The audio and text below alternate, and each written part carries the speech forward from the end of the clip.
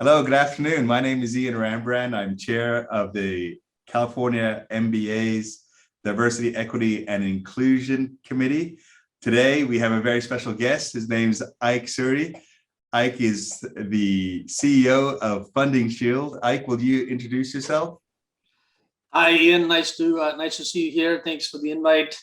Hello, everyone. My name is Ike Suri. I'm the CEO chairman at FundingShield, a mortgage fintech company based here in Southern California. And Ike, how long have you held the position or been in the fintech industry? So I've been in tech for about 25, 30 years, but when it comes to FundingShield, it's been 5 years since we put the business together and we've been running it. Okay, what's been your pathway to be where you are today? Interesting background, as I said, in tech. Born and raised in New Delhi, India, went to Delhi University, transferred to the US, went to the East Coast, did undergrad and grad finance, MBA coursework at Rutgers University. And very early in my age, got involved in tech, deploying trading floors for various different multinational Wall Street firms in New York, London, Tokyo, and then transferring to Silicon Valley very quickly in a management buyout situation of a technology company that led to a decade-long of acquisitions, integrations, going up the food chain and the technology curve, mostly always optimizing businesses with connectivity, with products that either our firms designed, manufactured, deployed, integrated. And the industries, when you talk about optimization, I've gone through the slew of them, from Wall Street, as I mentioned earlier, for faster trading and secure trading, to cable switches and routers for cable industry, or television studios with fiber optic products, or surveillance at airports, or MRI imaging at hospitals. And did anybody in your family have that type of experience so that they could offer you some sort of insight or pathway to where you currently are today, or did you forge it? No, I had plenty of assistance and help and role models along the way. The first one being my father, who was a refugee from old India, Pakistan, to new India, India itself, lived in tents at an early age, and rose to become an industrialist along with his brothers in India, getting some president awards to manufacturing the Department of Defense. So if he could do it, of course, blood is saying, I got to try and match that or do something better. Beyond that, I had older cousins who had forged the path here in the US as foreign students and come for education and done extremely well. And when I came to the States, I had their guidance, one in particular, that we had a loving bond that allowed me to have someone had faith in me and see my opportunities and turn them into the experiences I've had. Okay. And with those, 3 decades of experience, what are you able to harness in terms of diversity, and what does that mean to you? That's a very good question. So diversity, of course, is part and parcel of the underpinnings of most democracies, and the most successful one being America and the largest one being India, both countries I'm a citizen of. And diversity, the definition of it, is internal, external, organizational, and the unique experiences that people bring as unique individuals. That's diversity.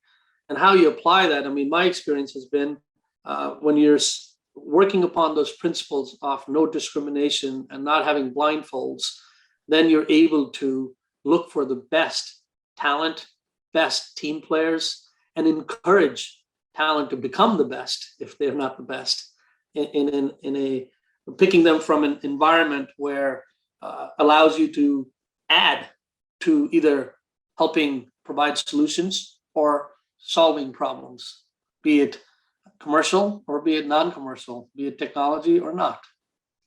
In any of your past roles, did you have experience in diversity leadership promotion? Sure.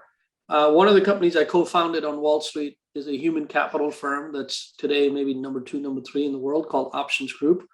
And in that role as president and co-founder, we worked on numerous engagements around the world for multinational financial institutions where the initiatives were to drive through auditing the firm, ensuring that there was equal opportunity being provided to the masses and zip codes that they're in different countries. There's not enough diversity.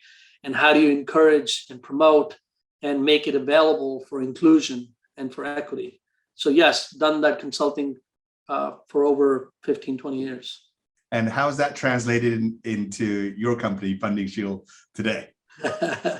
Well, those clients are very, very large folks. FundingShield today is a very small mortgage tech, fintech company. In this decade, as we all know, there's a lot of disruptors in the market. We're in a class of our own as far as a niche of a service in an industry that's very large. But these experiences and lessons and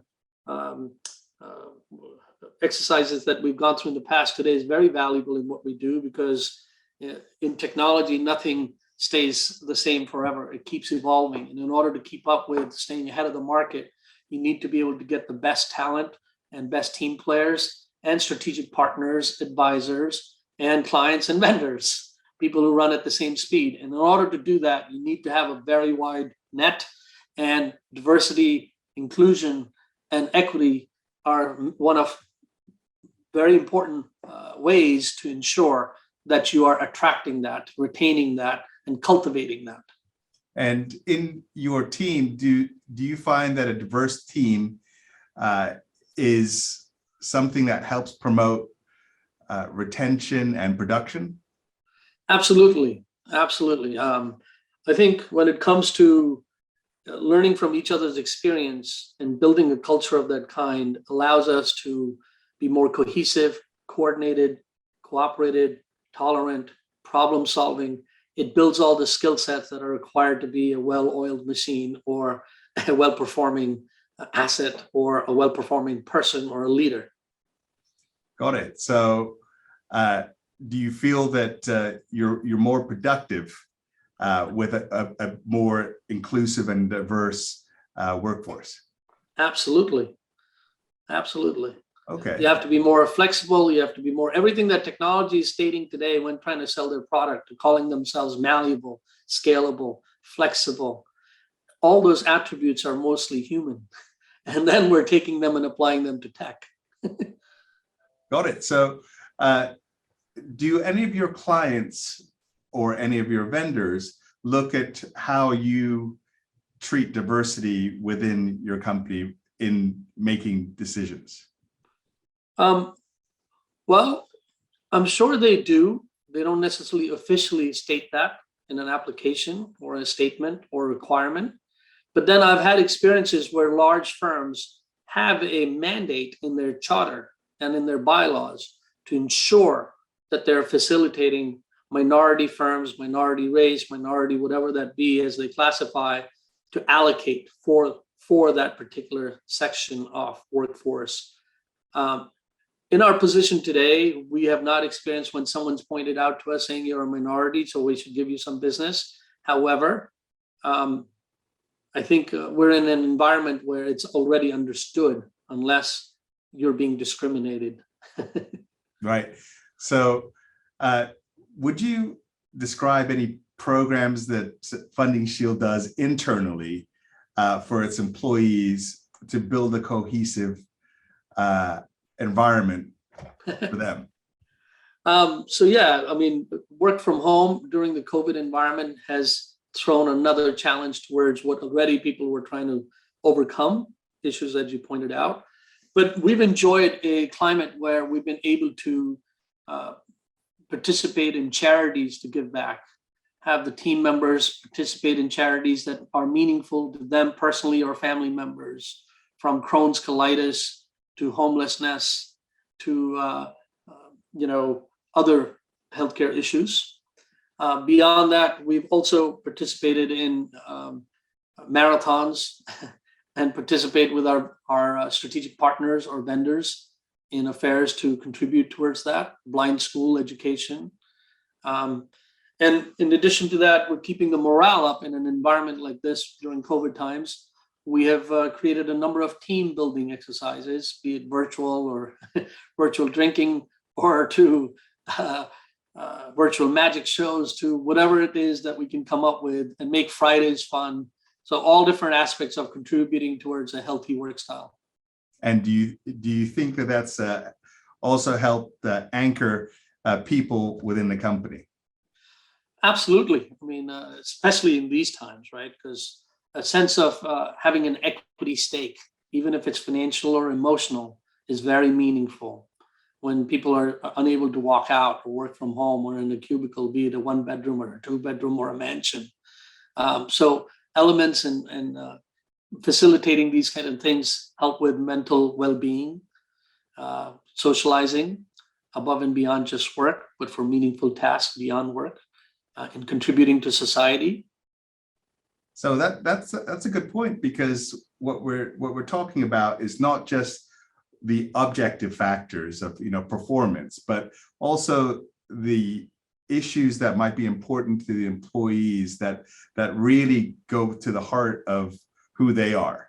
Yeah, I mean, not financial reward is not everything. Sustainability means a lot. To have a stable job means quite a bit.